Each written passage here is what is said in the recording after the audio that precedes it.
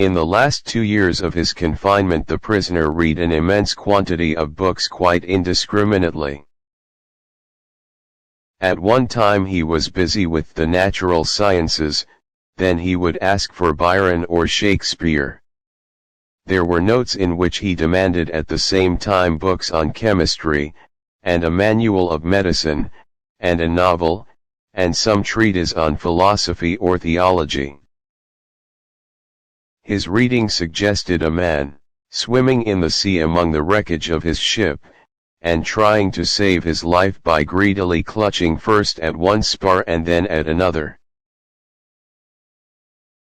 The old banker remembered all this, and thought, tomorrow at 12 o'clock he will regain his freedom. By our agreement I ought to pay him 2 million. If I do pay him, it is all over with me, I shall be utterly ruined.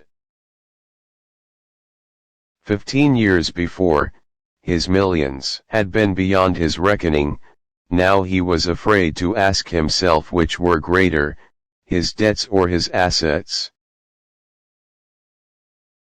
Desperate gambling on the stock exchange, wild speculation, and the excitability which he could not get over even in advancing years, had by degrees led to the decline of his fortune, and the proud, fearless, self-confident millionaire had become a banker of middling rank, trembling at every rise and fall in his investments. Cursed bet, muttered the old man, clutching his head in despair. Why didn't the man die? He is only 40 now. He will take my last penny from me, he will marry, will enjoy life, will gamble on the exchange, while I shall look at him with envy like a beggar, and hear from him every day the same sentence, I am indebted to you for the happiness of my life, let me help you. No, it is too much.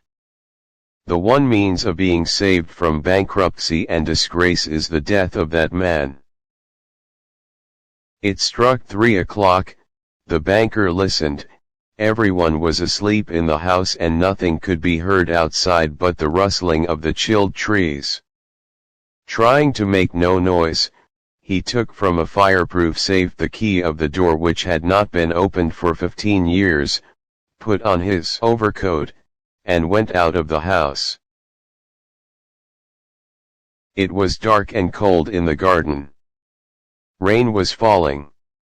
A damp cutting wind was racing about the garden, howling and giving the trees no rest. The banker strained his eyes, but could see neither the earth nor the white statues, nor the lodge, nor the trees. Going to the spot where the lodge stood, he twice called the watchman. No answer followed. Evidently the watchman had sought shelter from the weather, and was now asleep somewhere either in the kitchen or in the greenhouse. If I had the pluck to carry out my intention, thought the old man, suspicion would fall first upon the watchman. He felt in the darkness for the steps and the door, and went into the entry of the lodge. Then he groped his way into a little passage and lighted a match. There was not a soul there. There was a bedstead with no bedding on it, and in the corner there was a dark cast iron stove. The seals on the door leading to the prisoners' rooms were intact. When the match went out, the old man, trembling with emotion, peeped through the little window. A candle was burning dimly in the prisoner's room. He was sitting at the table. Nothing could be seen but his back, the hair on his head, and his hands. Open books were lying on the table, on the 2 easy chairs, and on the carpet near the table. 5 minutes passed and the prisoner did not once stir. 15 years' imprisonment had taught him to sit still.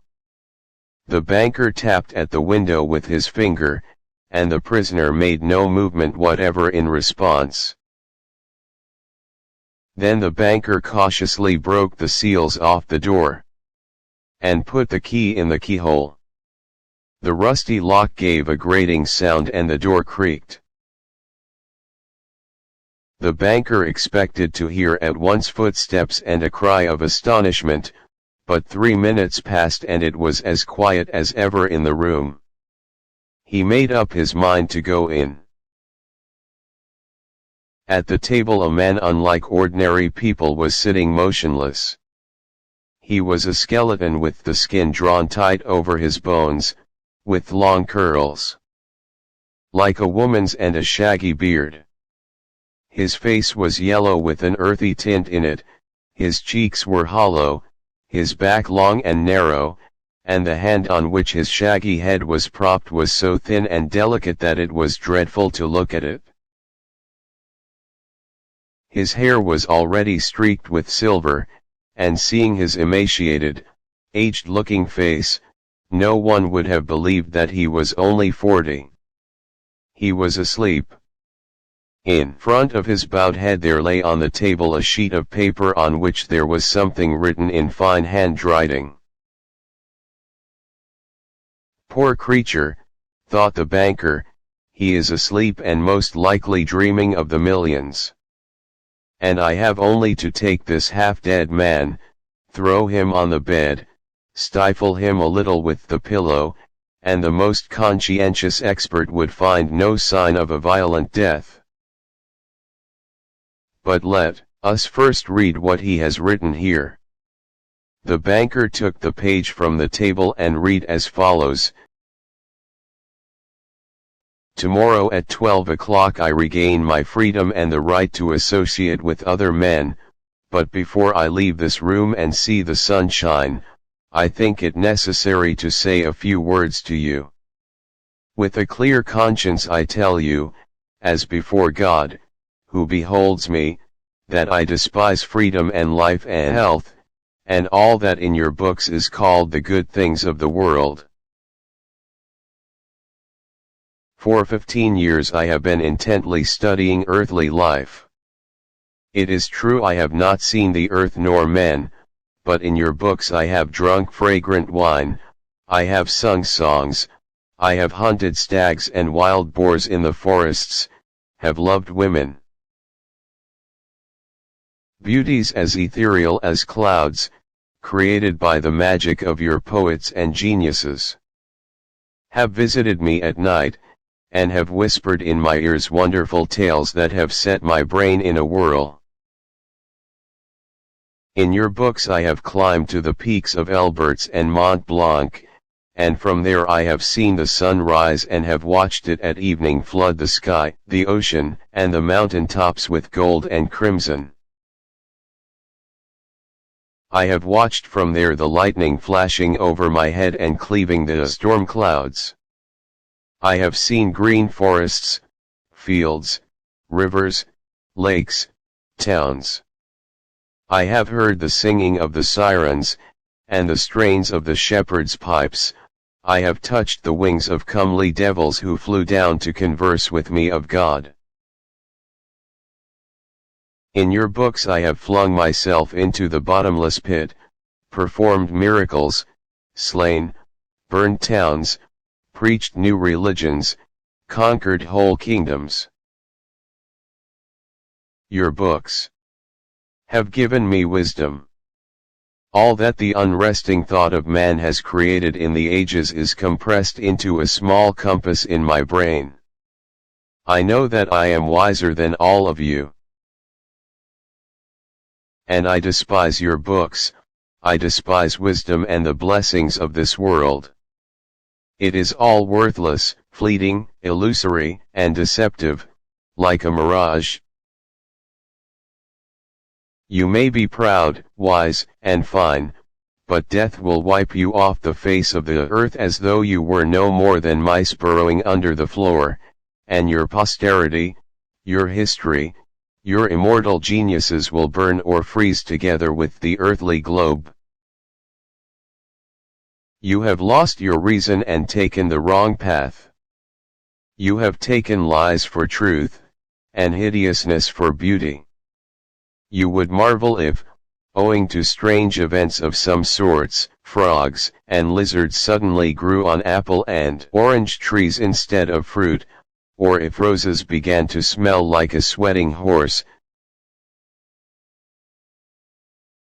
So I marvel at you who exchange heaven for earth. I don't want to understand you. To prove to you in action how I despise all that you live by, I renounce the 2,000,000 of which I once dreamed as of paradise and which now I despise. To deprive myself of the right to the money, I shall go out from here 5 hours before the time fixed, and so break the contract. When the banker had read this, he laid the page on the table, kissed the strange man on the head, and went out of the lodge, weeping. At no other time, even when he had lost heavily on the stock exchange, had he felt so great a contempt for himself. When he got home he lay on his bed, but his tears and emotion kept him for hours from sleeping. Next morning the watchmen ran in with pale faces, and told him they had seen the man who lived in the lodge climb out of the window into the garden, go to the gate, and disappear. The banker went at once with the servants to the lodge and made sure of the flight of his prisoner. To avoid arousing unnecessary talk, he took from the table the writing in which the millions were renounced, and when he got home, locked it up in the fireproof safe.